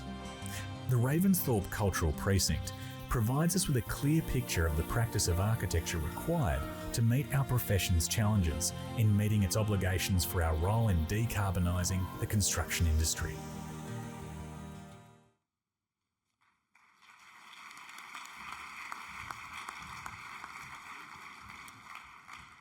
Thank you very much, the jury. Thank you, colleagues. One thing I would like to point out about this building is that it was entirely manufactured in Western Australia. We have a world-class facility for manufacturing precision engineered timber structures here now. You don't have to go overseas and you don't have to go to Melbourne. Thank you.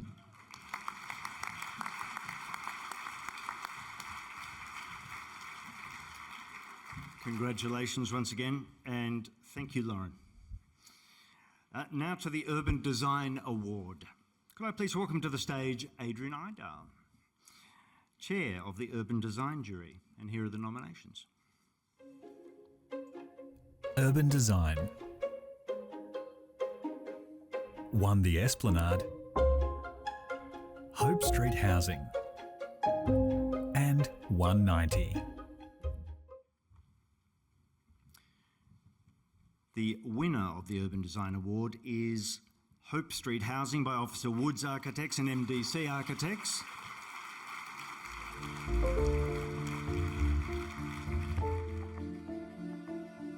Hope Street Housing integrates 28 medium-density homes into White Gum Valley, enhancing community interaction through thoughtful urban design. Featuring north-facing homes, generous green space and a lively mews configuration, the project promotes sustainability and urban biodiversity, showcasing a replicable model for increasing suburban density in Perth.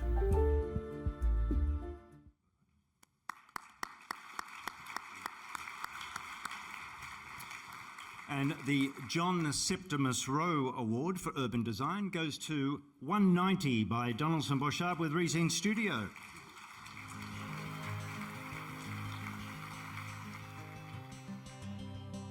"190 delivers a groundbreaking transformation in commercial lobby design, establishing an intimate, exclusive ambience that transcends traditional workplace boundaries. This project revitalises overlooked CBD spaces with a meticulous contextual approach, seamlessly integrating retail and hospitality functions. The Living Laneway, a thoughtfully curated sequence of experiences, extends from the terrace through a dynamic lobby to a lush urban courtyard, ultimately connecting to Hay Street via an upgraded rear gateway. The project breathes new life into the urban fabric by replacing ground-level facades with full-height glazing, fostering greater street-level engagement and eliminating dead spaces. The western facade's picture windows create a dialogue with the Cloisters precinct and a heritage fig tree, while dark granite cladding harmonises with the precinct's bluestone paving.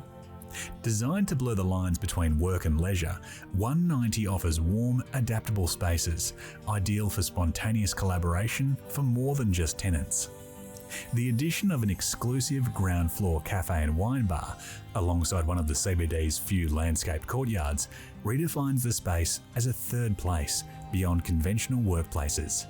Emphasising sustainability, the project upcycles the existing building, upgrades systems for efficiency, and incorporates rooftop solar and rainwater capture.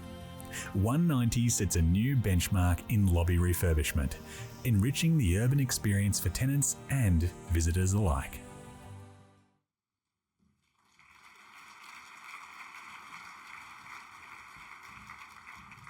Thank you very much. This is a very proud achievement for us. I just wanted to also first thank Reese and Zen of Resin Studio, who couldn't be here to receive any of these awards, but thankfully Gabby could. I want to thank the jury and the Institute, and our brilliant and courageous client 58, who also couldn't be here tonight, sick. Thank you very much.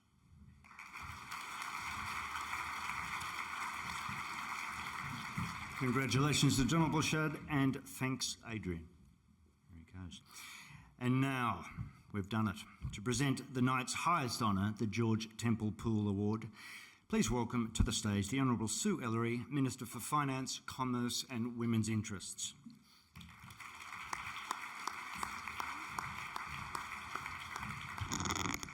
Thank you, Jonathan, and thank you, Greg and the Institute, for inviting me to join you tonight. Now, I think I'm what stands between you and a celebration and a drink. So what I thought I'd do is talk about my last 23 years as a Member of Parliament. Because what else would you want me to say on a Friday night? No, folks, I am really delighted to be here, and I kind of feel like I'm here under false pretences.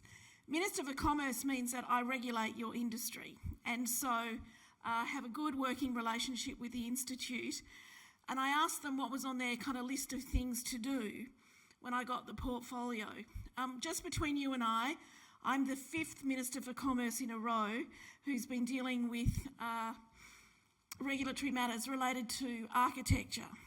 So I've got a sort of legacy list, I'm calling it, of things that stakeholders have said need to be fixed.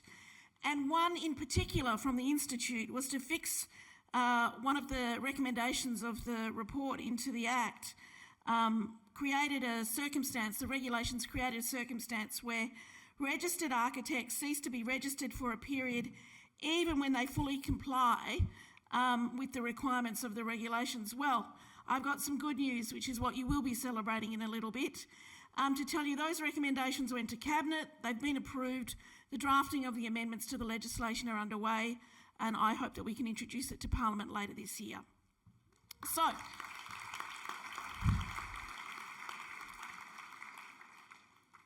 thank you. That's really why I'm here, to tell you that. Others, while I was here, asked me to present the main award.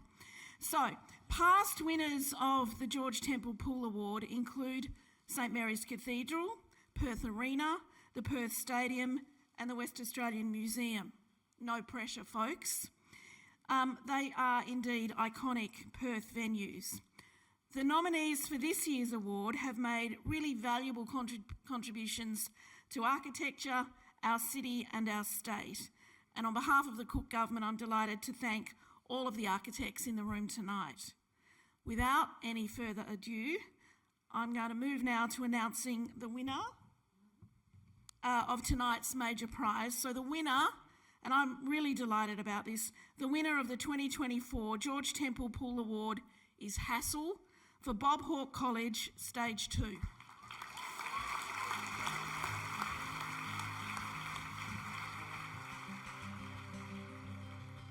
Bob Hawke College Stage 2 is a sophisticated synthesis of context and program, showcasing a diverse array of skills in its composition. As a vertical secondary campus, it is layered from the ground to the sky, while also providing a deeply textured material response to the wider community. The central entry, illuminated by Sharon Egan's beautiful artwork, serves as a focal point, integrating with the existing campus and urban surroundings, inviting students and visitors through its iridescent glow. The building is clear, legible and cohesive, with a seamless organisation of scale and volume that flows effortlessly through its linear form. The interface with the bounding bushland has formed spaces to allow creative engagement through the performing and visual arts. Large rehearsal, studio and performing spaces are located at lower ground, yet through control of the section, they engage almost entirely with the ground plane through transparency and careful integration with the landscape. The granular nature of the landscape at ground level has been researched and executed to provide a variety of textures and spaces for teenagers to learn and socialise. The classroom spaces are elevated to the upper floors, diverse and continuous, sharing expansive common spaces.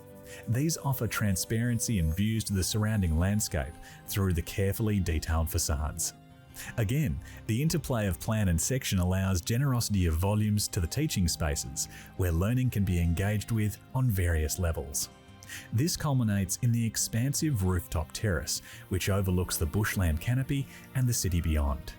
Stage 2 of Bob Hawke College has completed this campus with a crescendo of complex architectural modulations, brought together under a progressive typology for contemporary learning.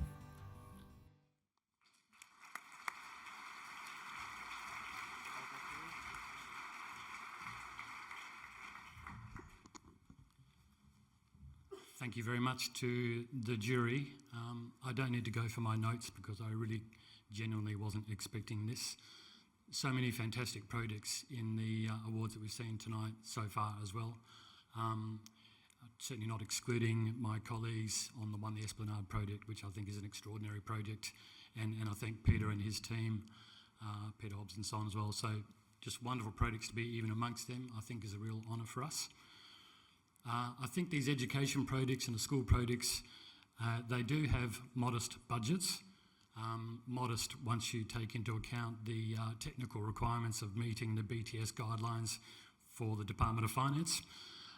But even allowing for all those sorts of things as well, I think the aims and the ambitions of them are very much about the learning opportunities for the kids and the future generation. And as I did say before, and what I thought would be my first and last sort of talk tonight, the school themselves, John Burke and his team, had an extraordinary focus and still do on the kids and what they're getting out of life and their learning journey. And you can see the emotional connection that they have within the school itself.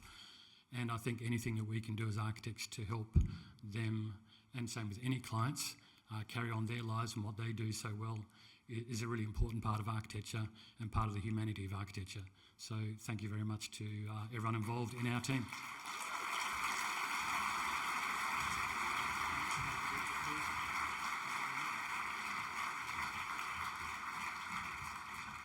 Well, congratulations to Hassel, and thank you, Minister Ellery. All right, thanks everyone. We're so close to the food and fun. I'd like to welcome back to the stage Rana Schuller of Dulux to present the People's Choice Award, which comprised of the entries from the residential, alts and ads and multi-res categories. The lucky winner, selected from a member of the public with a stirring 25 words, receives $300 gift card from Dulux. And the winner of the People's Choice Award, as voted by the public, goes to Tomich House by Mark Jevons Architecture with Olo Studio.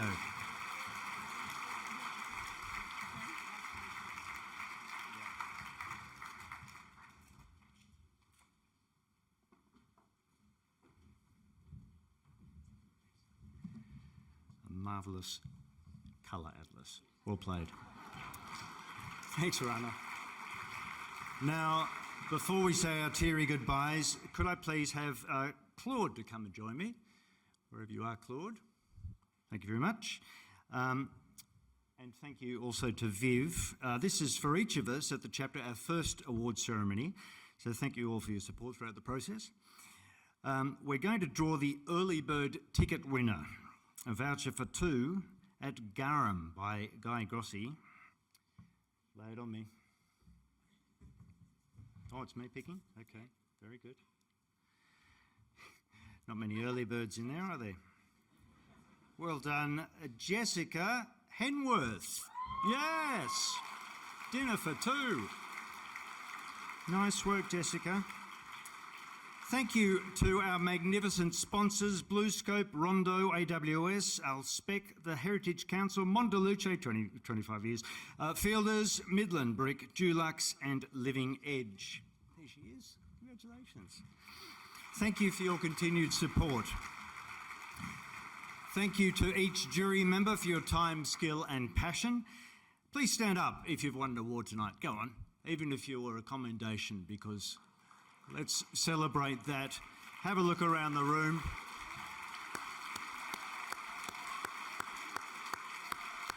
Thank you for all the incredible work you've done for the built environment in Western Australia. Thanks so much for coming tonight. Continue carousing at Hadaka and Goody Twos when we're kicked out of here. Have a photo at the Media War. I'm Jonathan Spear. See you at the Regional Symposium on the 30th of August. Have a great night. Thanks.